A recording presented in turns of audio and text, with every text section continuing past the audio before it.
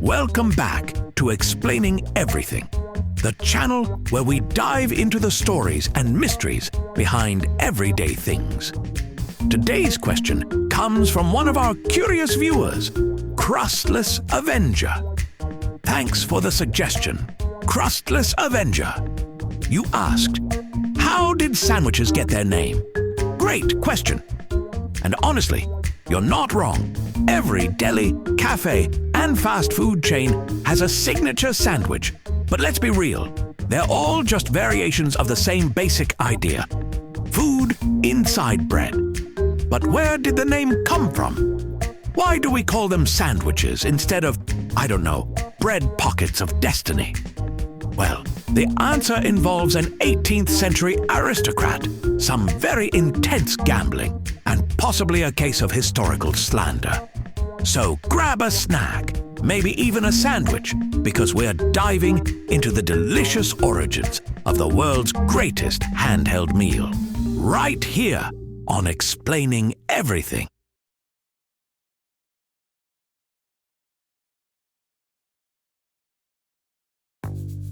Okay, first off, was there actually a person named Sandwich?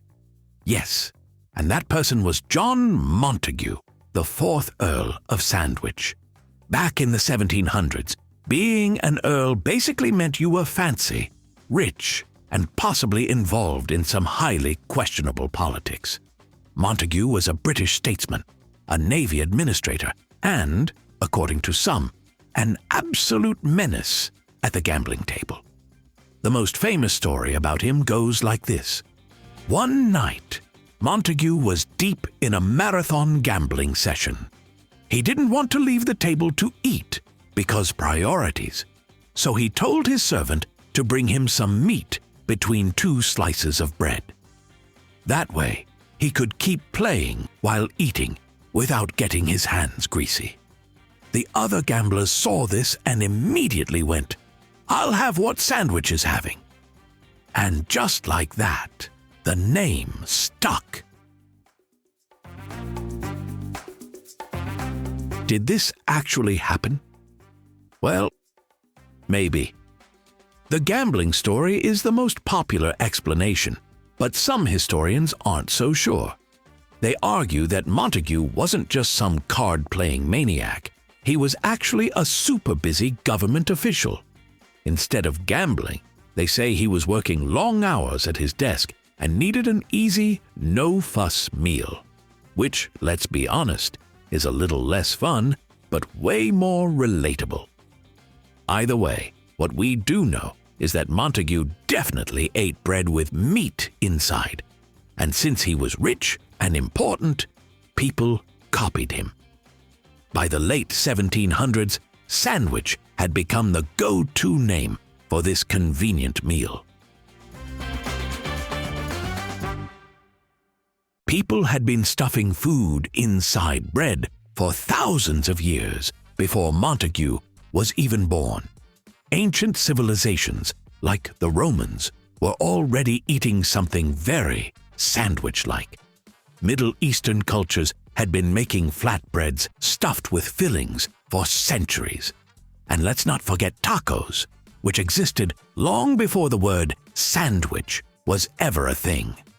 So, Montagu didn't invent the concept. He just happened to be the guy who branded it. Kind of like how Steve Jobs didn't invent the smartphone.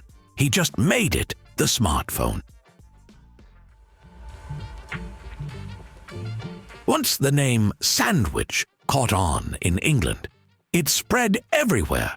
The French, of course, had to make it sound fancy. They called it a casse-croûte, which translates to snack, but sounds way more sophisticated. In Spain, sandwiches became bocadillos, and in Italy, they had panini, which Americans then pluralized incorrectly because, well, that's what we do. By the 19th century, sandwiches had crossed the Atlantic and become an American staple. But it wasn't until the early 20th century, when pre-sliced bread became a thing, that sandwiches really took off. Because let's be real, if you had to slice your own bread back then, you'd probably just give up and eat soup instead. Fast forward to today, and we have so many variations. Grilled cheese, subs, BLTs, peanut butter and jelly, banh mi, ice cream sandwiches, and even the highly controversial hot dog debate. Is a hot dog a sandwich? Discuss in the comments. Imagine if Montagu had a different title. If he were, say, the Earl of Bristol, would we all be eating Bristols right now? Or what if the real inventor of the sandwich was some random baker in France? We could all be ordering pain garnis instead, which honestly doesn't sound half bad. And let's not forget that if sandwiches were invented today, marketing teams would absolutely ruin the name. We'd end up with something ridiculous like grabbable meal pods, bite bundles, bread hugs, which, I'll admit, is kinda cute. Thankfully, we dodged that bullet. The whole gambling story might just be historical gossip, but it sure makes for a great origin tale. People all over the world had already been making sandwiches in some form long before Montagu came along. But because he was rich and important, his name got attached to it.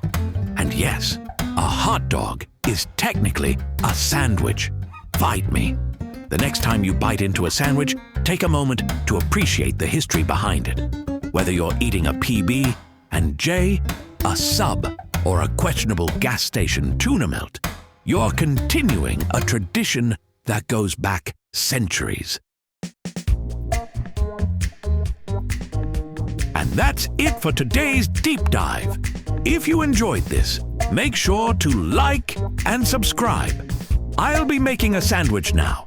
And before I go, if you have suggestions for our next video, feel free to share them in the comments below.